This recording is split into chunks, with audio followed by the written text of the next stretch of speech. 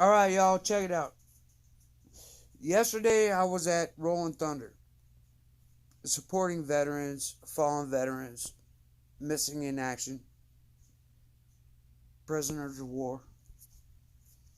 I was doing that yesterday, which is about 3 hours from here. I rode up there to do that, and I enjoyed it. I enjoyed every minute of it. Um,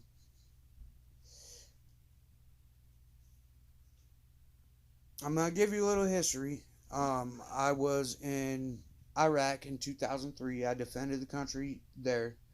Um, what exactly I was there for, whatever, I don't know. I went there and I did my duty. Now, I served 8 years in the Marine Corps, and I swore to protect the rights of our civilians and the rights of our veterans and all that, you know. And I did so. 8 years I served in the Marine Corps. 8 years. Um, in Iraq, I lost some friends. Well, not some friends. I lost some people that died under my watch. So it was it was rough. But you serve your country, and the reason I serve this country is because the Constitution, First Amendment, Second Amendment, Third Amendment, Fourth Amendment, we go on and on. And we can get into that. But this is the Second Amendment. Today, okay, so yesterday I spent all day in the sun supporting the Rolling Thunder. And Rolling Thunder is something that bikers do to go to Washington, D.C. and memorialize all the fallen veterans, all the fallen soldiers. And that's what we do. There's bikers that come from across the country, all the way from California,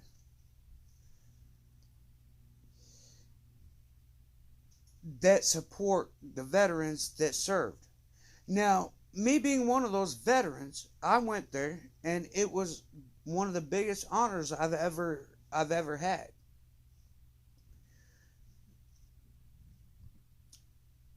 And I loved it. But you know what? I didn't get to ride. I worked all day. I worked setting up things for other veterans that could do the rides and to support those. I walked around handing out water. I wasn't even all up in the. I wasn't all up in the event. I was doing things to make it enjoyable for everybody else because I believed in what it is. So, um, what it comes down to is this: that was yesterday. Worked all day, rode 3-4 hours home, slept, got up this morning, went and had some breakfast with some of my friends, and then went to Green Top to purchase a pistol. Go in there, I fill out the paperwork, waiting. They said, "Hey, your paperwork's on hold." I said, "Okay, whatever, cool." I'm not thinking anything's wrong.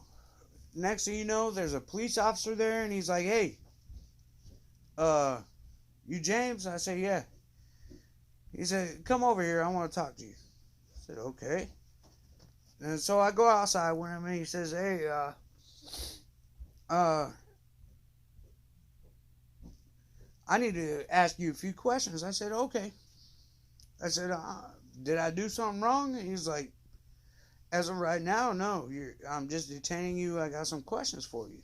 And he started asking me some things, and I said, "What the fuck?" I said, Well, I don't understand what's going on. Then he said that I falsified a federal document.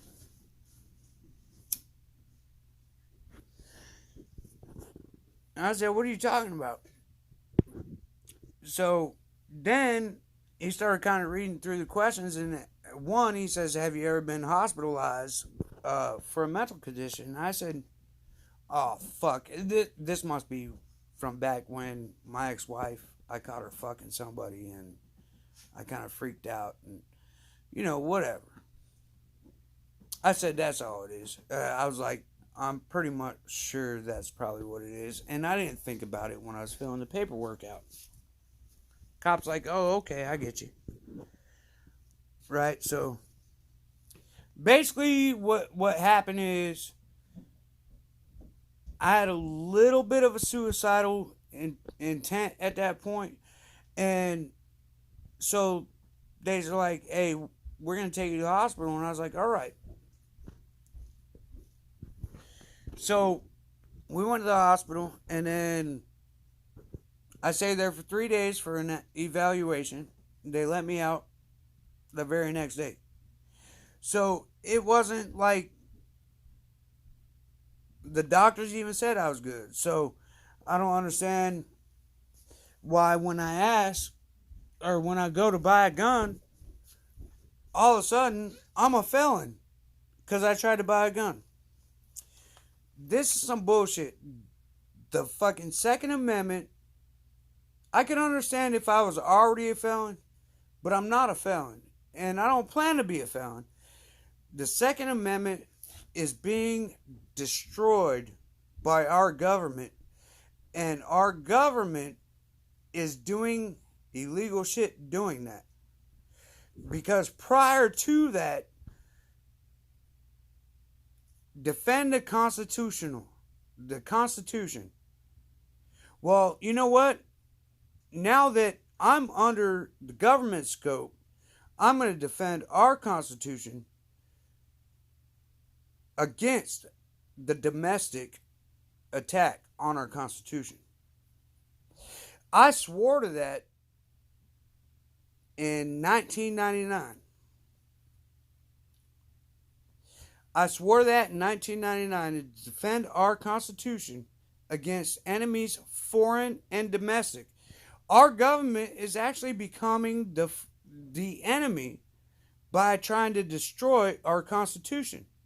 And I'm not saying it's the current government leadership. What I'm saying is that over time, the government is actually violating our own Constitution. That everybody that steps into the government swears to defend, and they're not doing so. So what we need to do is stand up and take action on it. And you know what? That's why the Constitution is there. The right to bear arms. One of the reasons you have a right to bear arms is to defend the Constitution against a corrupt government. And I'm not saying our government right now is corrupt. What I'm saying is we have to fucking rebound from the government that tried to corrupt us freaking, 4 years ago. We have to defend that. And I will tell you right now, President Trump, he's there to protect the Constitution. And I believe that he might see this one day and fucking be like, this guy's right. So, we'll say that right now. Look, we need to protect the Constitution. The Constitution was there and built by many, many people and voted on by many, many people. And that's what was going to work. Now we're getting away from that. We need to fix it. Good night, y'all.